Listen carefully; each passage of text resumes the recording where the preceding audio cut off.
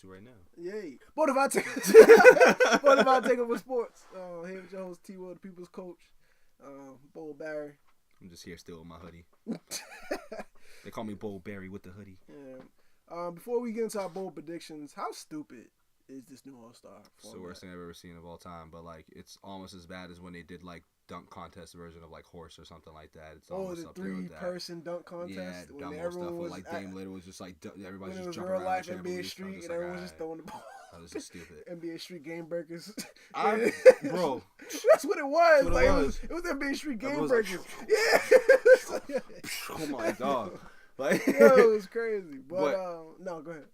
To be honest with you, man, I don't see, because I read Mr. Silver's explanation on it, and it's kind of more like he wants to have like the people take it more serious, I guess, and more serious of, you know, if dudes are picking the teams versus if they're voted in, which I don't see how the seriousness of the game is going to happen if you have dudes picking the teams. They're picking from the voted people.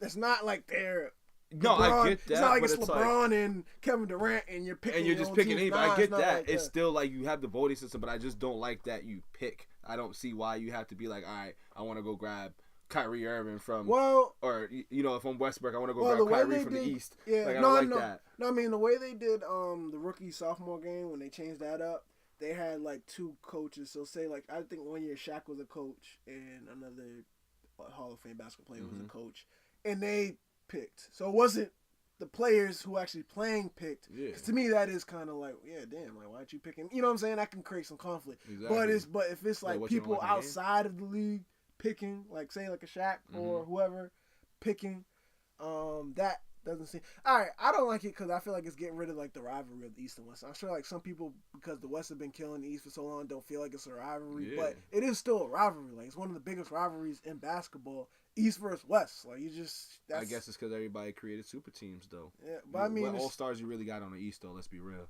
That you want to see. No, but I don't. But the thing is, I don't really care. I get it. I don't care. But that's the thing, and that's what aggravates me. I feel like this is more of a cop out to cover up the East is whack. Mm-hmm. Like to cover up the nonsense is going. Oh, we're gonna combine the 25 years of saying the East is weak. Yeah, like that's just whack. Like I feel like that's a cover up, and you get rid of a tradition for a cop out, like for your money. Yeah, instead of you all stopping this nonsense that's going on, make them actually play basketball. Like put that in the contract, like you do everything else. Yeah, and then so I get it's gonna be more competitive, of course, but I don't like it. So let's get into our bold predictions. You want to start or want me to start? Bold predictions for me would be, let me start with Rookie of the Year. So we do 3. Got 3? I mean, we got 3. We can do 4. I got 5. We're gonna do 3 bold predictions. So go. All right, so I'll start with one, and then you go after. So my first bold prediction is gonna be that not Lonzo Ball winning Rookie of the Year, though I am kind of impressed with what he's doing against the dudes like in the real league right now. Like this ain't summer league ball, this is real ball. I'm kind of like what I'm saying. Well, I got the De'Aaron Fox, man. De'Aaron Fox, and then my runner-up would be Markelle Fultz because I just really like both of them. I'm gonna play devil's advocate because I do have De'Aaron Fox. That's my guy. I think it's gonna be Dennis Smith Jr.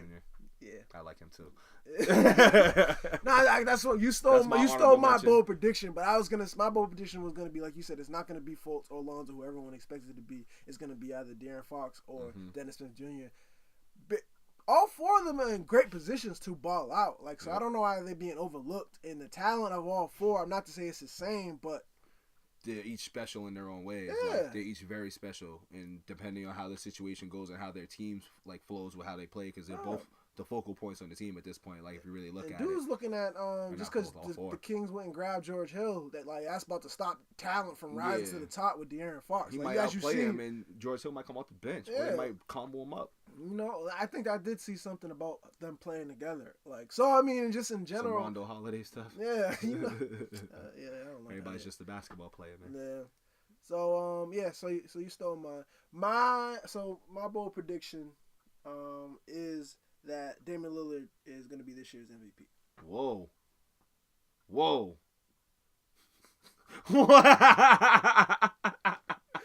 What's wrong with it? There's not wrong with it because I'm a big fan of Dame, but I'm like, what makes you think that he's going to be in that position to set that team up to be MVP caliber, just because if you look at what we were just talking about before, as far as like how the seedings are even set up, and I understand Russell won being a lower seed, but that was historical, and he got a triple double. So are you telling me that Dame Lillard's gonna average 45 points a game, 7 assists, or like, I mean, I'm exaggerating like crazy, but how Sway? Okay, first off, Dame had every year, every year in the league, Dame has gotten better. He's expanding his game every single year. Points, assists, rebound, like defensive stat. His game's gotten better every year. So I'm gonna just preface it by saying that. 2, they added Yusuf Nurkic, which is a really good pickup for them. They should have kept Jokic, but that's a different conversation. Nah, that's the Nuggets. The Nuggets traded Yusuf. Oh yeah, that's right. They should, but they could have had an opportunity to keep. Trade for no, they made the better. Jokic is a problem. Yeah, the Nuggets won out. Yeah. So, they should have just went for Jokic, though, is what I'm saying. Oh, yeah. No, they weren't giving up. They, as you see, they chose up. They was like, you ain't doing that. So, they have Yusuf Nurkic, who is a really valuable piece for them. You think he's whack? All right. Well, they have him, who's a really good crucial piece in a league where his style could be very useful to that team. And he was hurt, too, so I have the benefit of doubt. Yeah. They still got CJ McCollum coming back, who, once again, every year he gets better. So I'm saying that to say they have little pieces around them to have a better team, to be a better team in the West. Granted, I know the West has gotten better, but they're more well meshed. Yeah, they have that chemistry. They play with each other for a little bit. Granted, Nurkic is new, but hey. And I just feel like Dame is such a crucial piece to that team. Just like on the other end, how John Wall was in the running for MVP with the Wizards, because how crucial he was to their team last year, and how he was so instrumental in their run. I feel like those are so different, because that's why Dame isn't mentioned, because that's where the difference also lies. Because I don't see, as you mentioned everything, I just heard you say Dame improved. He does this, he does that, but I'm looking like, all right, he hasn't made his team better. It's been like every year he's gotten better, but his team necessarily hasn't gotten better. The players have gotten better, yes. But he hasn't necessarily took them over, because one, you can't run through the Warriors. 2, his seeding where he brings his teams have been too suspect for me if you're going to go over that hump to be an MVP caliber player, or unless your stats and numbers are going to, cancel that out like Russell's does. But this is what I'm saying. Dame never had, it's just him and CJ McCollum. Who was he supposed to? The year before that, he was on the team. He had LaMarcus for a while. Yeah, you know what I'm saying. But he was still young in the game. So this year, he actually has pieces that he can facilitate to. That's what I'm saying. That's what I'm saying. He's never really. I feel like he's never really gotten a chance to make his team better, because he's being more of a facilitator. But now he has people to, like I said, facilitate too and get those assists. He's passing the ball. People are finishing his plays now. You know what I'm saying? That's going to boost his system, but that's going to make him, like I said, he's a crucial piece of this team. I'm a Dame fan, too. Just let I know. I'm just trying to prove my case of why I think he could be in a running for this year's MVP. That's legit. So since the same thing. People say Antetokounmpo could be this year's MVP. Why? I mean, I don't see that. That's just because, we saw him get the most improved player, I believe. Yeah. Like, we've seen, like, he does lead his team in all the categories, but if you're in the East and you're doing that, you got to be a 2 seed. But I mean, how is he making this how is he making his team better? Nobody else can do anything, and he still can't shoot. You know what I'm saying? So there's still layers to his game that need to be filled and added on. But I got Dame. You got Dame, so we're doing bold predictions for the MVP. We'll do one more. So my bold prediction is definitely going to be Mr. Kyrie Irving, Uncle Drew, the man. There's one, all eyes are on him. 2, this is definitely his team. Like, the Celtics is his team, bottom line. So it's all on him. He's going to put up like 27 a game, 26, maybe 28. You know what I mean? The assist numbers, I feel like, me personally, I think because of the team like that we've already had, and I know it's not the same team, his assists is going to be more than I think the 5.3 or whatever that he averaged last season. I think he can do 7. He can do 7. He can really do 7, and if he's really going to get busy, he can do 8.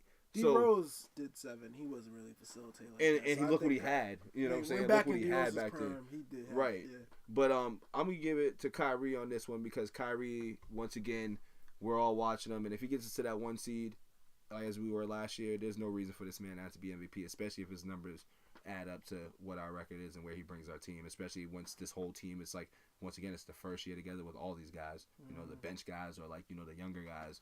That's like our core, our core chemistry group. So with him coming in there with his young vet leadership talent and championship caliber playing style, he's a runner-up for the MVP in my opinion. He's going to get that. Okay. That's my bold prediction. 28, 6 and 7, depending, what he wants to do. Actually, 6 and 8 assists. That's where I'm going to put it at. But he's definitely putting up 27. I got 2, but it's kind of in the time bind. Well, I mean, one you can't really debate. All right, I got 2. It's just real quick. One of my bold predictions is the Pelicans will not make the playoffs again. Oh, I'm right with you on that one. Absolutely. And Boogie Cousins is gonna leave. And the most improved player of the year would be D'Angelo Russell. Damn, you stole mine on that one, man. Damn. Because I was saying D'Angelo's going to go over there and ball. I mean, he has no choice but to. He's in the graveyard of basketball right now, other than like Sacramento, which they're on the rise right now. So, yeah, I can see him having like 26 to him. Whatever. I won't say 26. I'll give him like 22. I'll give him 22. I'll give him 22. 26 is a lot. No. I said 20 and 6. Oh, okay. 20 and 6. No. All right. I was like 26. I said 20 and 6. Like, no. But yeah, no, I can give you that. Yeah. That'd be crazy. Shoot, what would my bold prediction be for the most improved player if we're gonna go that route, man? Because Jokic didn't get it last year. Did he get it last year? I feel like that's a cop out. That's easy. That's easy, but that's where I want to go because I really like Jokic's game. Like I was watching him the other day, and I'm like, yo, this dude can play, man. Like, this dude's really a baller, and I think he's gonna put up some serious numbers. Because remember, he almost brought them to the playoffs. Like, obviously that team, he has a good, solid team around him, but like he's like a focal point in that team. Like, and they gotta come pieces. The Paul Millsap edition is really an underrated edition. That's huge for him. I didn't realize how good they can be. Yeah. He's not, because I feel like last year they had Gallinari, who was a real he's a liability injury too. Yeah, and Paul Millsap is in that Gallinari role per se, but he's willing to pass the ball, and that will help the whole team. Whereas Gallinari did not pass the route; he was out for his. So yeah. All right. Any bold prediction that you may have, or agreeing or disagree with us, please let us know. Comment. Any bold prediction, like I said, you have, please share with us. We love the debate on our Facebook page. Please check us out, Bonafide Takeover Sports. That's the place for all of our bold predictions to be shared. So appreciate it. Catch y'all next time. I might wear my hoodie more often.